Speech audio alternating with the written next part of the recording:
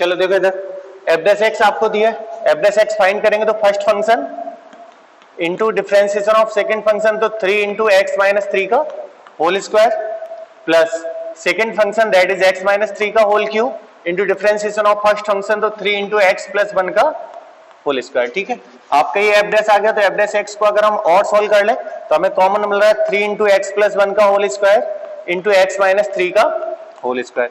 ये कॉमन मिल जाएगा दोनों से, 3 इंटू एक्स प्लस 1 का होल स्क्वायर, एक्स माइनस 3 का होल स्क्वायर चला गया, तो बचा क्या एक्स प्लस 1 प्लस यहाँ 3 इंटू एक्स प्लस 1 का होल स्क्वायर, एक्स माइनस 3 का होल स्क्वायर, तो यहाँ बचा एक्स माइनस 3।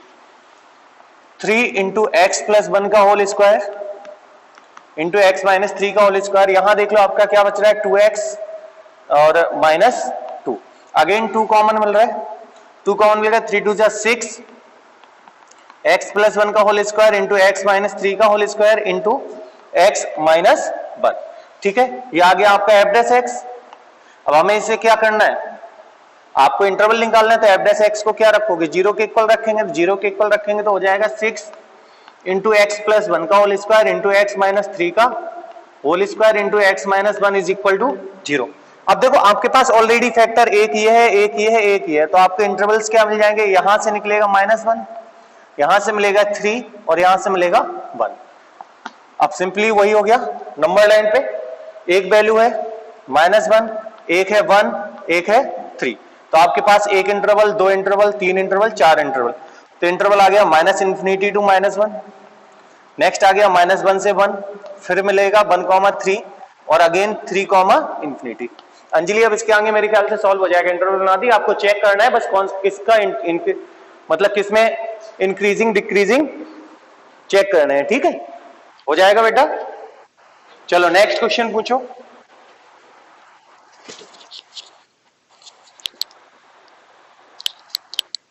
नेक्स्ट पूछो, किसी को पूछना है बेटा, स्क्रीनशॉट ले, क्वेश्चन नंबर 7 स्क्रीनशॉट ले लो इसका, जैसे लेना है जल्दी से, फिर मैं रब कर रहा हूं, क्योंकि बेटा एक एक क्वेश्चन अगर हम ऐसे बताएंगे ना तो एक एक्सरसाइज आपकी एक हफ्ते चलेगी, तो हो गया 12th क्लास पर आपकी।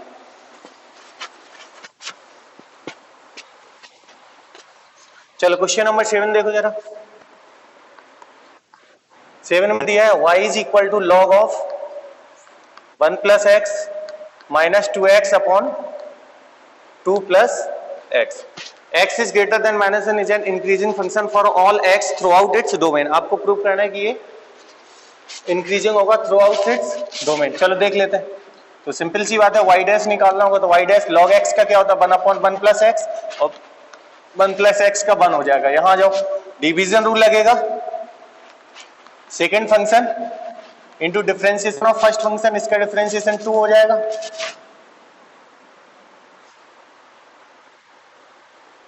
देखो second function into differentiation of first function minus first function into differentiation of second function, और इसका हो जाएगा आपका 1 डिवाइडेड बाई 2 प्लस एक्स का whole square.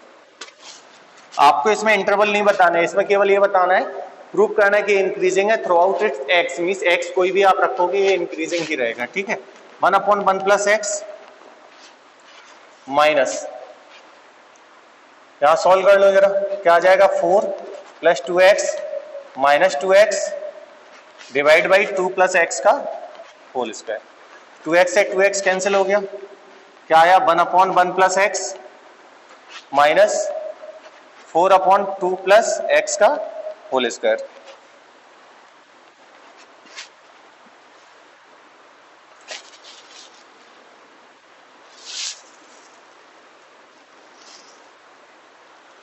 x is greater than -1। ठीक है, x की वैल्यू स्टार्टिंग में ही देखो क्वेश्चन में दे रखा है, x is greater than -1, x की वैल्यूज क्या है, जो x है वो क्या है ग्रेटर देन -1 होगा। अच्छा अब देखो, अगर हम यहां चेक करें, चेक यहीं कर लो, चाहे आप आगे और एलसीएम लेना है तो एलसीएम लेकर सॉल्व कर लो, चलो एलसीएम और ले लो, और आएगा आपका 1 plus x into 2 plus x का होल स्क्वायर, तो हो जाएगा 2 प्लस एक्स का whole square minus 4 into 1 plus x.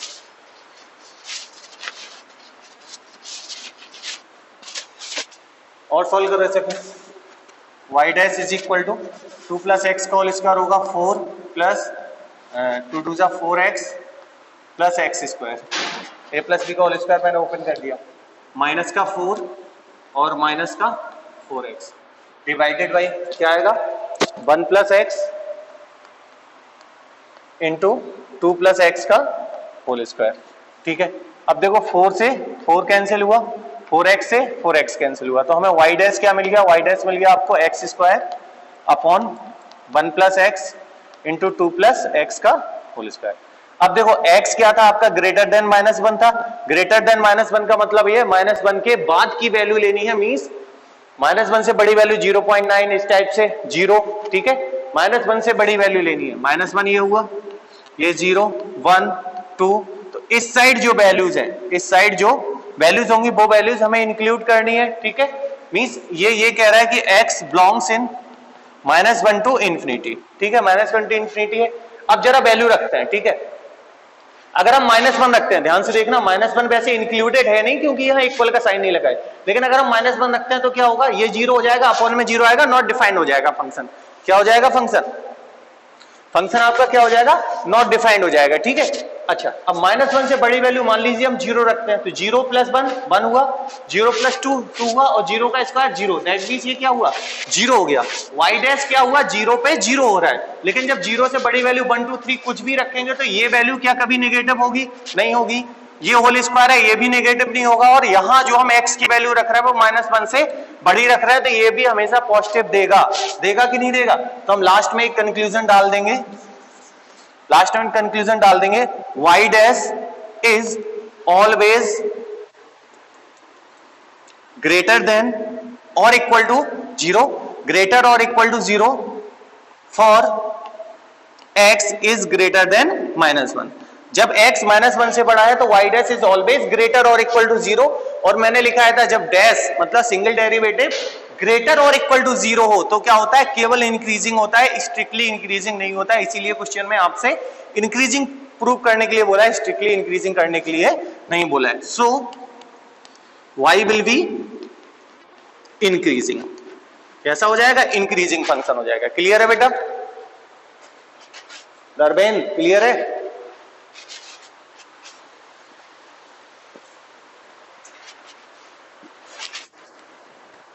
धर्मेन screenshot ले लो इसका।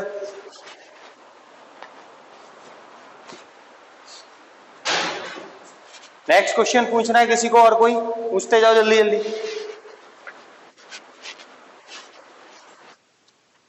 कौन सा बेटा, 9th शशिकांत, सेम है बेटा, 9th क्वेश्चन भी ऐसे। आपको कुछ नहीं करना है, केवल y डैश निकालना है, सीधा सीधा डिफरेंशिएशन करना है और कुछ नहीं करना। ला बताया दे रहा है फिर भी हम, और 0 to π/2 इसलिए दे रखा है कि 0 to π/2 में जितने भी ट्रिग्नोमेट्रिक रेशियो होते हैं वो कैसे होते हैं, पॉजिटिव। तो इसी टाइप से क्या करे बेटा, क्या बोल रहे हो, कौन का, धर्मेंद्र?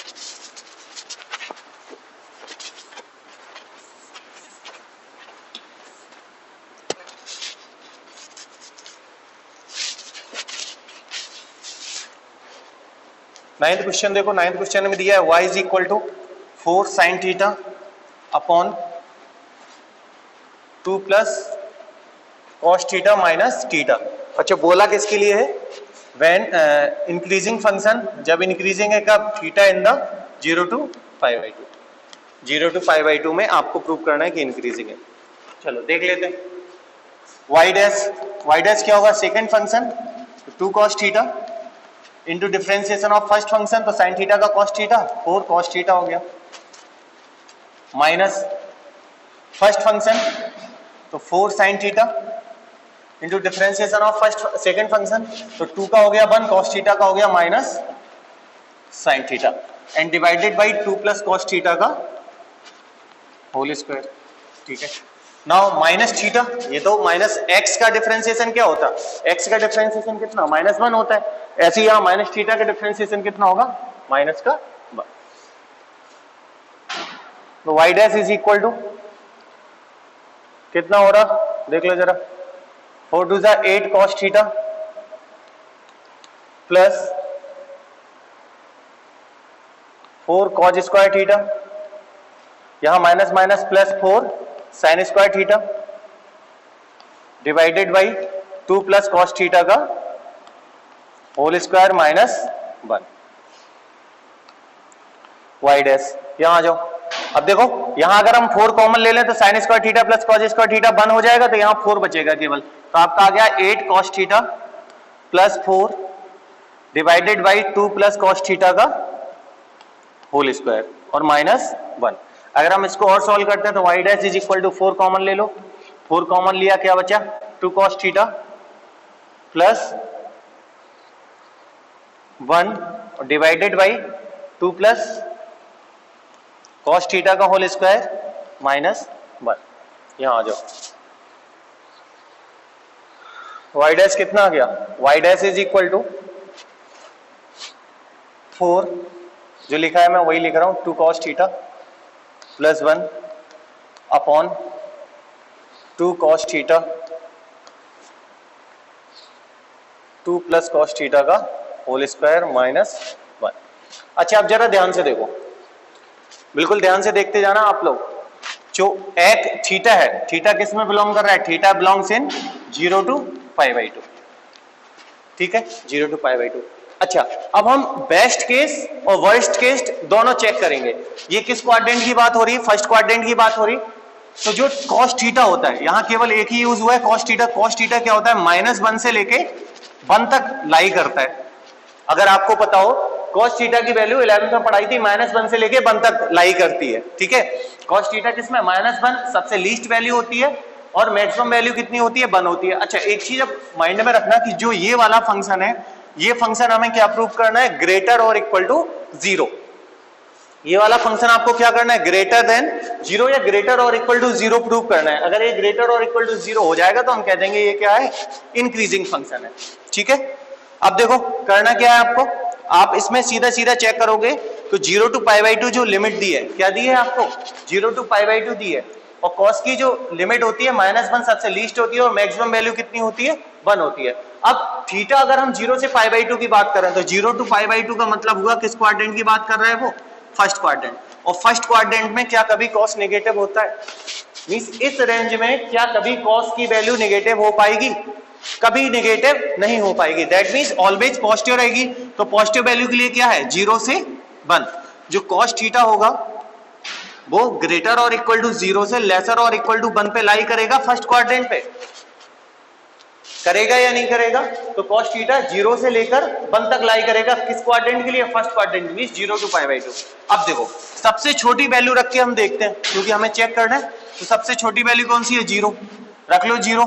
तो cos की वैल्यू कितनी हुई, 0 हुई, तो ये 0 हो गया, 1 आया तो ऊपर 4 बचा, नीचे 0 हो गया, 4 नीचे cos थीटा 0 हो गया, 2 बचा, 2 का स्क्वायर 4 आया, 4/4 कितना हो जाएगा, 1, 1 माइनस 1 कितना हो गया, 0। दैट मींस एट जब cos थीटा की वैल्यू कितनी हो जाएगी, 0 हो जाएगी। जब cos थीटा की वैल्यू 0 हो जाएगी तो यहाँ y डैश भी क्या हो रहा है, 0, y डैश भी क्या हो रहा है, 0 हो रहा है, ठीक है। अब ये तो हो गया 0। अब मान लीजिए मैक्सिमम वैल्यू हम उठा के देख लें, कहीं ऐसा तो नहीं मैक्सिमम वैल्यू पे नेगेटिव हो रहा हो, 0 तो हो गया, हमें नेगेटिव चेक करना है, नेगेटिव तो नहीं हो जा रहा है, लीस्ट वैल्यू पे 0 दे रहा है। अच्छा जो सबसे बड़ी वैल्यू है वो क्या है, 1 है, 1 पे चेक करते हैं। तो अगर 1 रखेंगे तो 2 1 2 और 2 1 3, 4 3 12, ऊपर हो गया 12 और नीचे 1 रखो तो 2 1 3 का स्क्वायर 9, 12/9 कितना आया, 12/9। आप सब जानते हो 12/9 ग्रेटर देन 1 तो होता ही होता है, होता है नहीं होता, 1 पॉइंट समथिंग कुछ वैल्यू आएगी, उससे 1 माइनस करोगे, ये 1 से बड़ी वैल्यू है, 1 माइनस करोगे तो क्या रहेगा, पॉजिटिव ही रहने वाला है, नेगेटिव तो नहीं होने वाला है। क्या ये कभी नेगेटिव हो सकता है, 0 टू π/2 इंटरवल में, ये 0 टू π/2 इंटरवल में कभी भी नेगेटिव नहीं हो सकता है। तो सिंपली हम लोग लास्ट में यही जो अभी पिछले क्वेश्चन में लिखा, y dash is greater or equal to 0 in the interval of 0 to π/2 when theta belongs in 0 to π/2, so y is increasing function, so y is increasing function, y क्या हो जाएगा, increasing function हो जाएगा, ठीक है। बेटा किसी को डाउट है इस क्वेश्चन को लेके, मुझे लग रहा हो सकता है इसमें हो, क्योंकि इसमें एक्सप्लेनेशन की ज्यादा जरूरत थी, हो तो माइक खोल के मुझसे पूछ लो, मैं बता दूंगा, जल्दी से पूछो।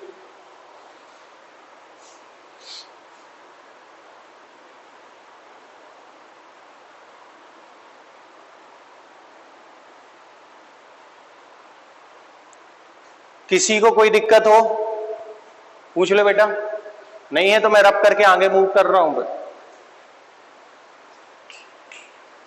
स्क्रीनशॉट ले लो। हाँ बताओ बेटा।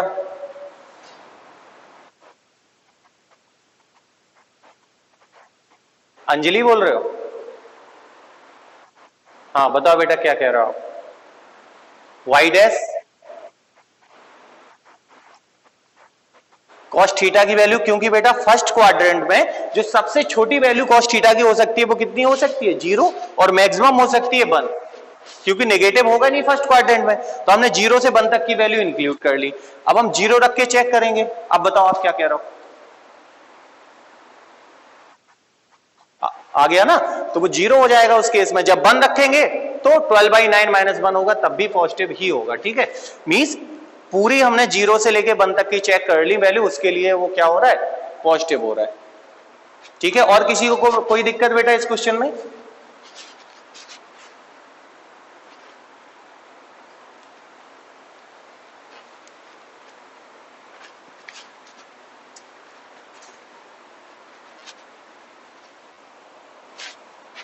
चलो मेरे ख्याल से किसी कोई दिक्कत नहीं, अगर हो तो बेटा पूछ लो अभी, कोई दिक्कत नहीं है मुझे एक्सप्लेन करने में। क्वेश्चन समझ आने चाहिए, भला एक क्वेश्चन हो उससे कोई मैटर नहीं करता। चलो ठीक है, नेक्स्ट पूछो। नेक्स्ट पूछना है किसी को कोई? जल्दी पूछ लो बेटा, आज मौका है, पूछो जल्दी।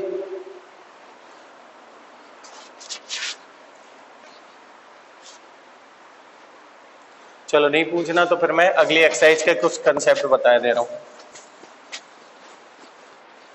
लगा ही नहीं होंगे आप लोगों ने बेटा, लगाओ क्वेश्चन, जब तक लगाओगे नहीं तब तक आएंगे भी नहीं।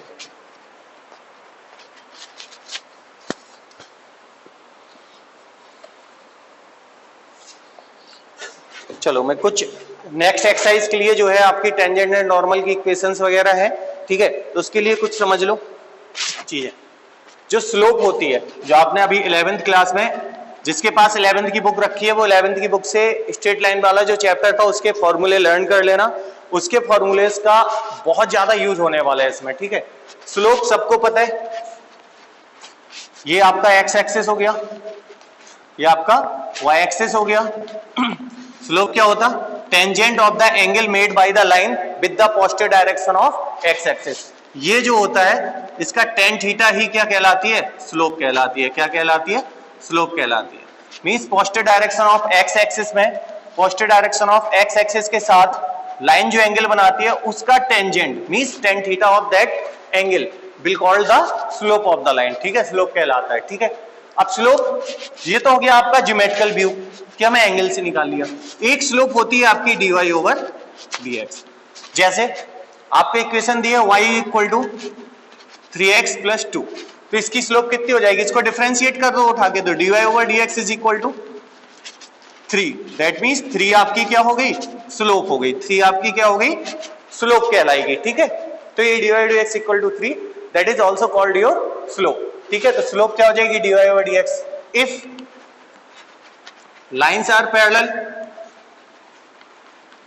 अगर लाइन्स क्या है? पैरेलल है, तो dy1 upon dx is equal to dy2 upon dx।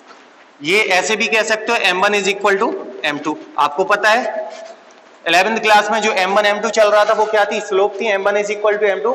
यहां मैंने y1 ग्राफ ले लिया, यहां y2 ले लिया। दो इक्वेशन नहीं होगी, एक y1 में रही होगी, एक y2, तो dy1 upon x dy2 upon x दोनों क्या होंगी? इक्वल होंगी, क्योंकि क्या है? लाइन्स आर पैरेलल है। लाइन्स कैसी हैं? पैरेलल है। If lines are perpendicular, if lines are perpendicular, अगर लाइन परपेंडिकुलर है तो क्या हो जाएगा? dy1 upon dy1 upon dx into dy2 upon dx is equal to कितना हो जाएगा? -1। वही चल रहा है, m1 into m2 is equal to -1 वाला कंसेप्ट। ठीक है, जो आपने 11th में पढ़ रखा है। ठीक है, चलो ये हो गया। और इफ लाइन्स आर पैरेलल का हो गया, लाइन्स आर परपेंडिकुलर। अच्छा आप देख लो equation of line when slope सबको पता है, स्लोप क्या होगी? dy over dx। अब स्लोप आपकी dy ओवर dx चलेगी। ठीक है, when equation of line when the slope is dy over dx and passing point भी मान लीजिए आपको गिवन है, एक कोई पासिंग पॉइंट है x, x1, y1, ठीक है। मींस क्वेश्चन ऐसा है कि कोई ये लाइन रही होगी, आपसे कहा find the equation of line whose slope is dy over dx, कुछ दी गई है और एक पॉइंट दे दिया x1, y1, ये पॉइंट दे दिया, यहां से पास हो रही है।